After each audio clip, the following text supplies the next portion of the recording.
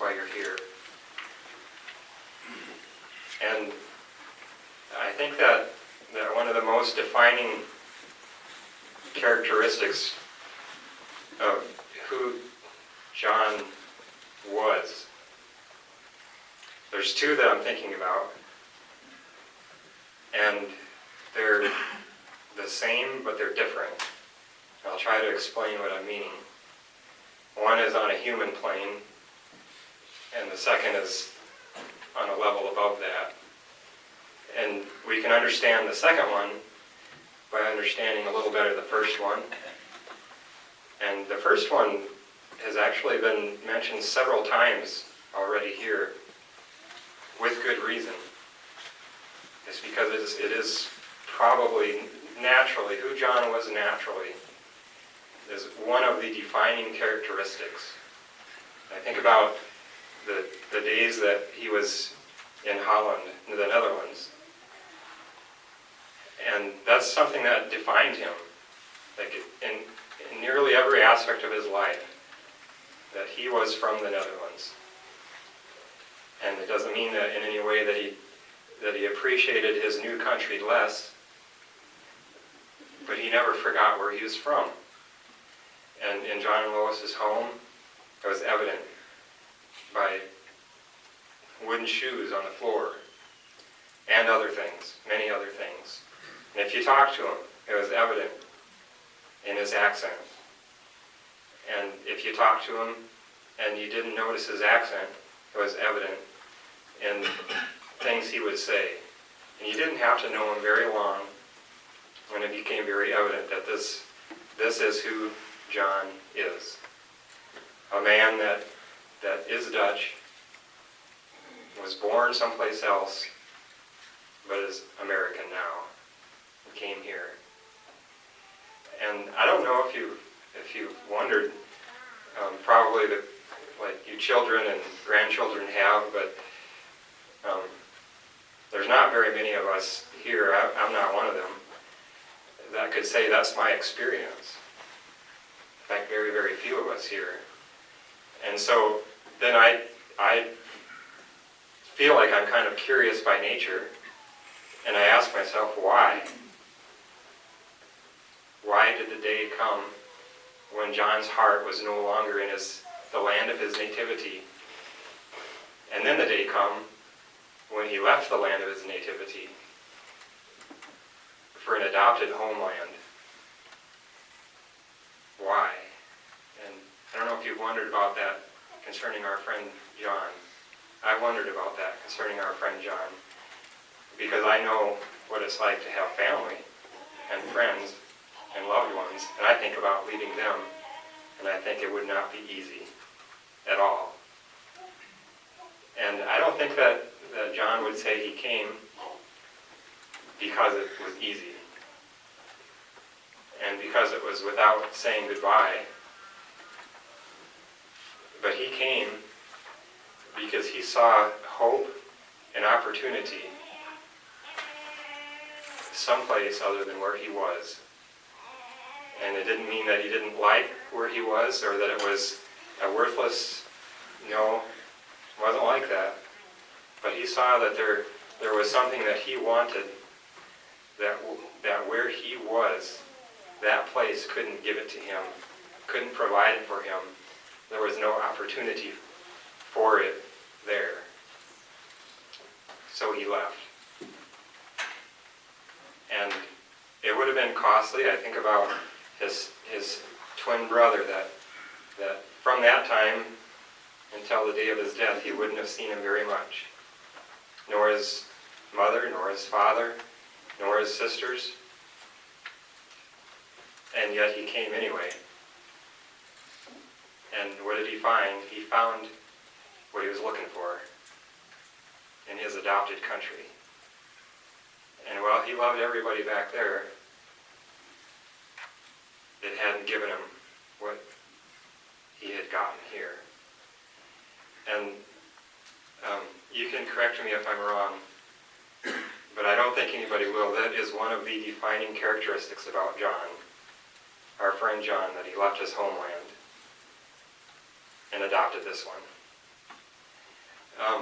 So I said there were two things, and they're the same, only different, because they're on different levels or different planes. And I'll call it a story, though it's not really a story, because it's a true story. We'll say that. It's not a story as in fiction.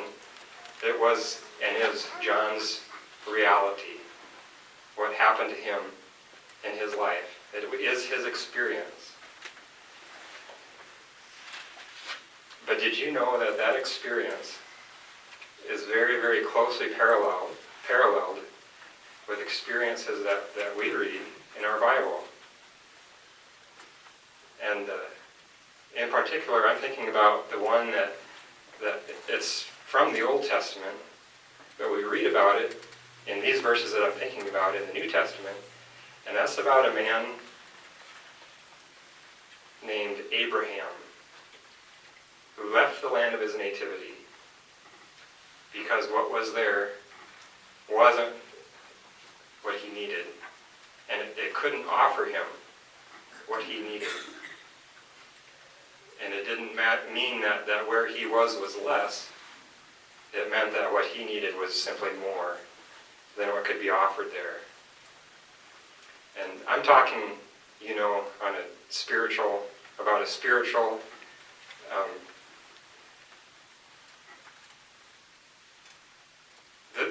this story that I told about John is a wonderful spiritual parallel to his own experience and the experience that we all want in this respect, that we've been born into this human flesh and blood body.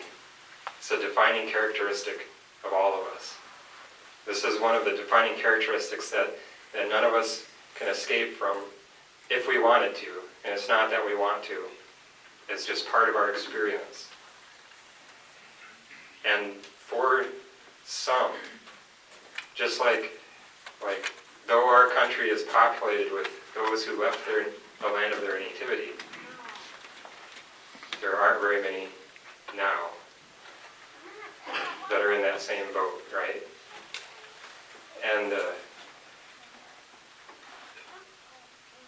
on earth, being born into this human habitation is like being born into the land of our nativity.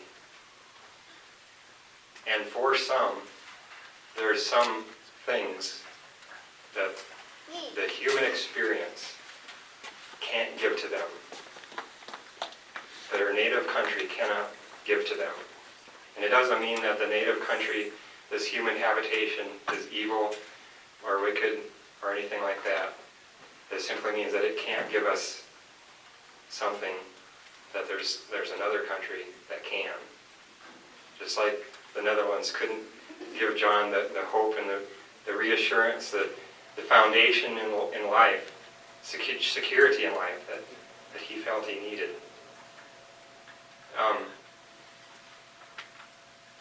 And we know that we're still in the land of our nativity.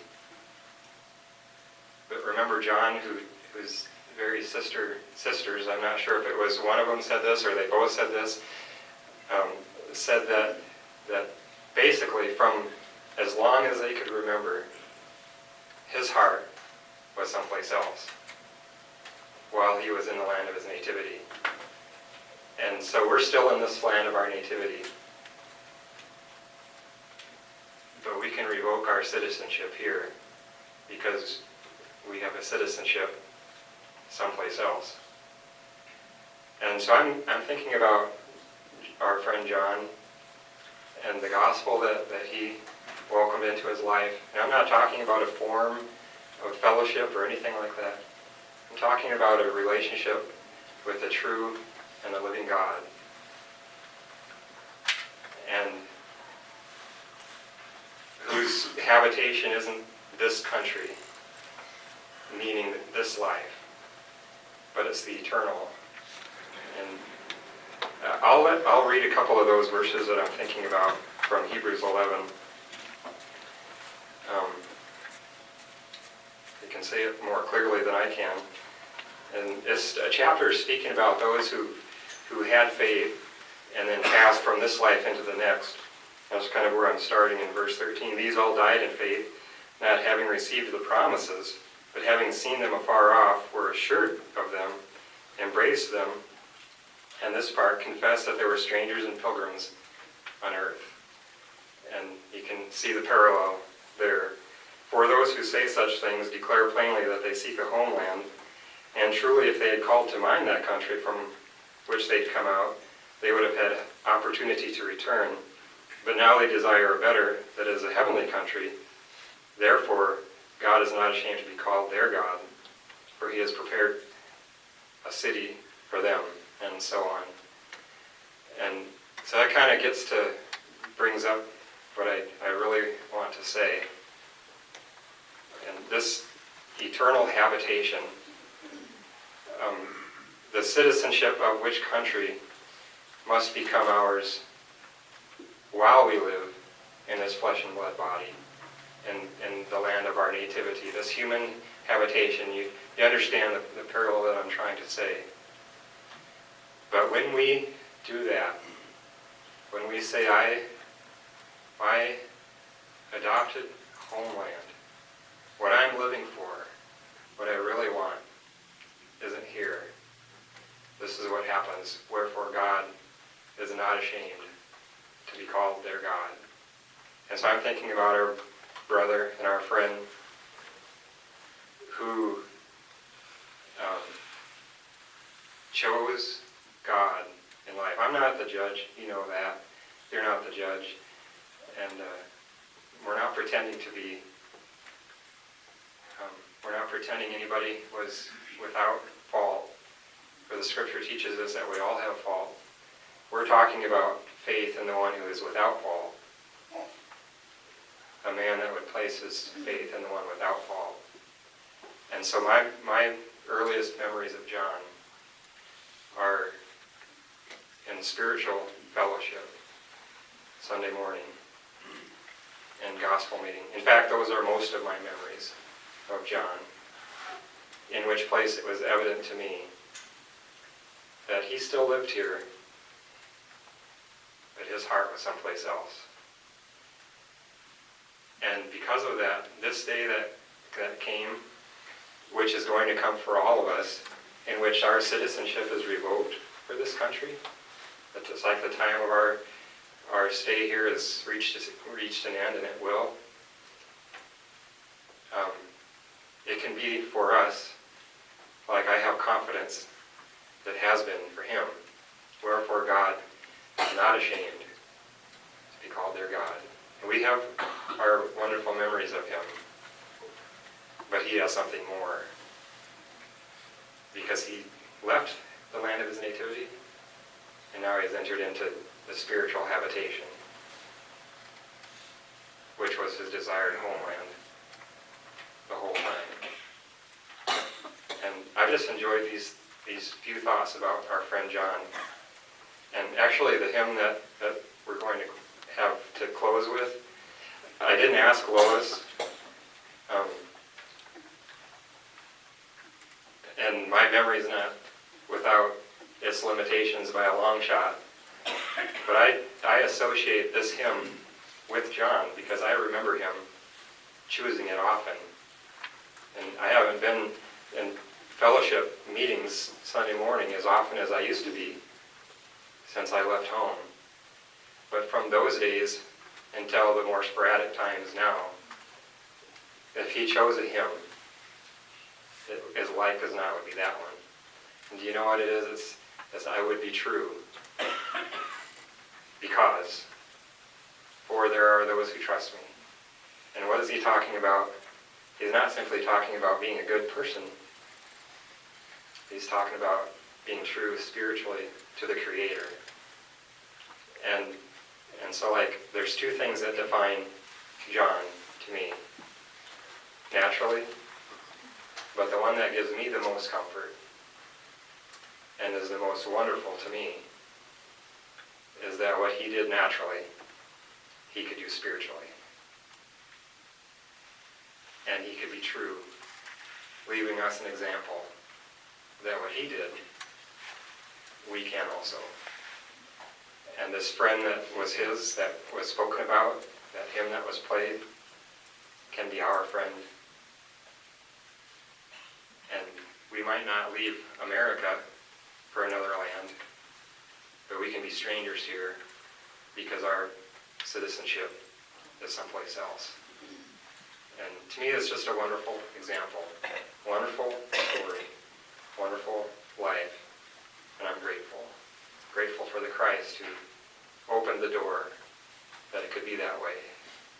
And now, in closing, we'll have that last hymn sung, and after the hymn, the funeral directors will dismiss us, family first, and then the rest of us slower to give time for space.